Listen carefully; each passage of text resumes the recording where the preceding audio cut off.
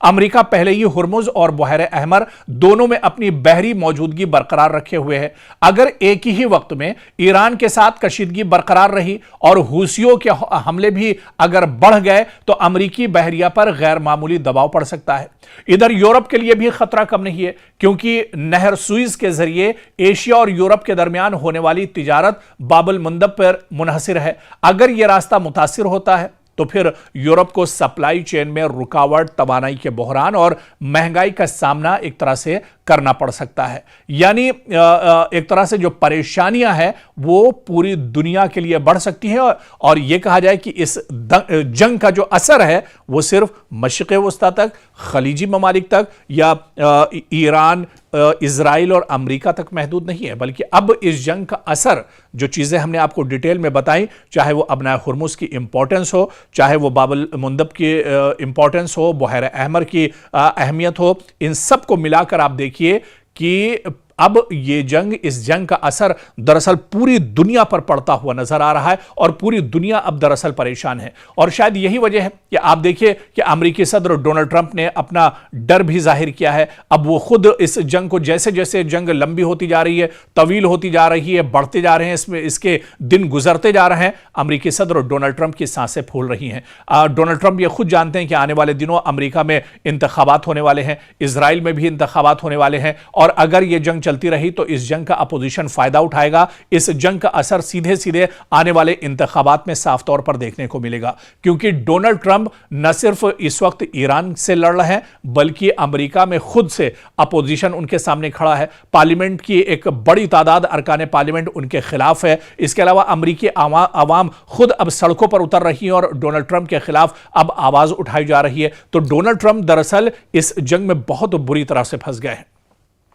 और इस जंग की जो सबसे दिलचस्प बात है, जो पहलू है, वो दरअसल यह है कि इस जंग से अमेरिका का कोई लेना देना नहीं था। यह मशरिक़ वस्ता में यह जंग दरअसल इजराइल ने अपने से शुरुआत की थी, ईरान पर अचानक हमला किया था और उसमें इजराइल ने अमेरिका से मदद मांगी थी। लेकिन अब यही जंग सीधे सीधे ईरान के सर पर पड़ गई है। इसी वजह से आप देखिए कि कई बार नेतन्याहू को डोनाल्ड ट्रंप दरअसल फटकार लगा चुके हैं, कई बार उन पर नाराज हो चुके हैं, लेकिन क्योंकि अब कुर्बत इतनी ज्यादा है या ये दोनों मुल्क दरअसल ईरान से इनकी दुश्मनी है, तो दरअसल दोनों की मजबूरी एक दूसरे के साथ रहना है, एक दूसरे का साथ देना है। ऐसे में डोनाल्ड ट्रंप और नेतन्याहू, या यूं कहें कि इजराइल और अमेरिका एक साथ ईरान के साथ लड़ रहे हैं। नहीं तो जो हालात अब बने हैं, जिस तरह से अमेरिका इस जंग में फंसा हुआ है, इसके लिए अमेरिका दरअसल दबे ही अल्फाज में सही, लेकिन इजराइल को जिम्मेदार एक तरह से ठहरा रहा है।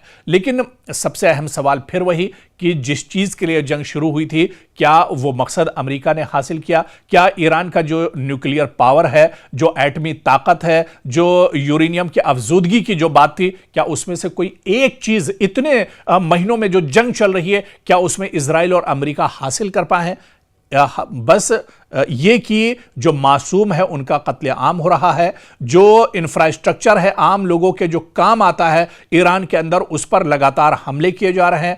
आप देखिए कि मदरसे, स्कूल, मसाजिद और दरगाहों को नुकसान पहुंचाया जा रहा है, उन्हें टारगेट किया जा रहा है, स्कूली बच्चों का कत्लेआम किया जा रहा है, बमबारी हो रही है, इंसानियत का ये कह लीजिए कि कत्लेआम किया जा रहा है। तो ऐसे में एक तरफ ये कहा जाए कि जिस मकसद के लिए जंग शुरू हुई थी, उस मकसद को लेकर 1% कामयाबी दरअसल अमेरिका और इजराइल को नहीं मिली है। या डोनाल्ड ट्रंप का जो पहले नारा था कि ईरान को खत्म कर देंगे और ईरान का जो न्यूक्लियर प्लान जो उसका है, जो उसका जो सबसे बड़ा प्रोजेक्ट है जिसके लिए जंग शुरू हुई है, उसे एक तरह से तबाह बर्बाद कर देंगे और दुनिया एक तरह से सेफ हो जाएगी। लेकिन इतनी दिनों के जंग के बाद आज भी अमेरिका के हाथ खाली हैं। डोनाल्ड ट्रंप आज भी दरअसल खिसियानी बिल्ली की तरह से मीडिया के सामने आते हैं, बयान देते हैं और चले जाते हैं, लेकिन नतीजा फिर वही सिफर का सिफर यानी जीरो ही एक तरह से रह जाता है।